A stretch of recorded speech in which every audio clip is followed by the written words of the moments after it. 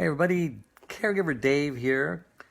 Dave Nasani, 5 minutes of Dave's Hammock Wisdom, and caregiverdave.com.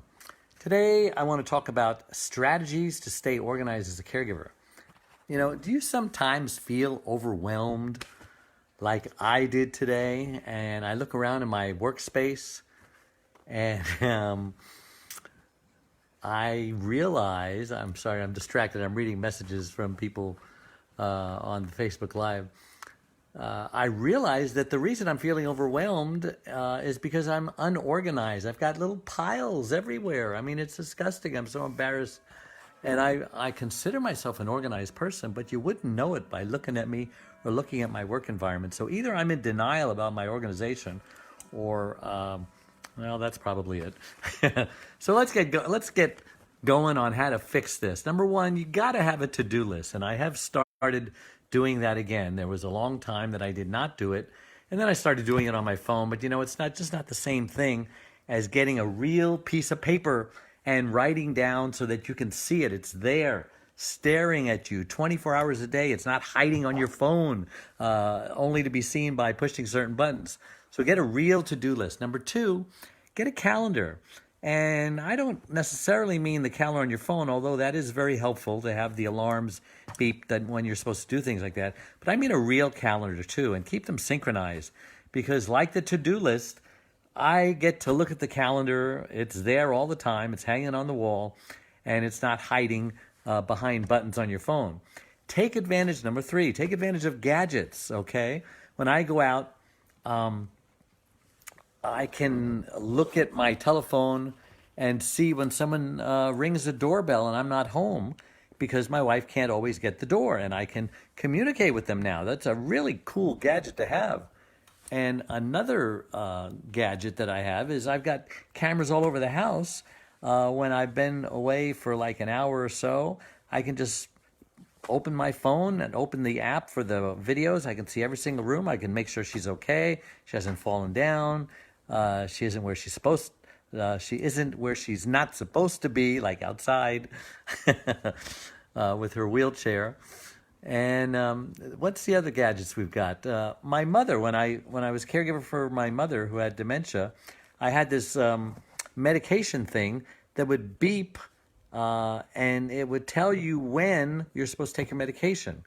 And then it would advance, and all she had to do was turn it upside down, and the pills that were pre-programmed in there would automatically come out. No danger of her taking too many or too little. All she has to do is obey the ding dong when it goes ding dong. But then as her dementia started getting worse, she started thinking that it was a telephone, and she would answer the phone, hello, hello, hello. So it only works for so long. But there are other things that you can do. You need support. Don't forget that support. You know, if you can't go to a physical meeting, go to caregiverdave.com. It's an excellent place to get support. And to my Facebook page, Dave the Caregiver's Caregiver, where we've got 37,000 people who will, you know, let you know if what you're going through is normal and what they've done to resolve it, certain issues with their loved one. Number five is get involved in some activities with your loved one, especially since you're home alone with her or him during this home shutdown because of the coronavirus, the stay-at-home orders. So what kind of activities? I don't know. Let's talk about getting some headphones and singing together some oldies. If they're into the 40s, then you can both put on headphones, get a microphone, some karaoke. That's fun.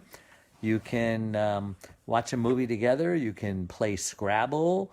Just, gosh, the list is endless. So those are my tips for you today. Strategy to stay organized. But did I mention you got to go in there and clean up the workspace, okay? You got to just take a day. No more pile by the file, or I should say file by the pile. Clean that place up, because a clean, unorganized environment means that your brain is clean and unorganized as well, right?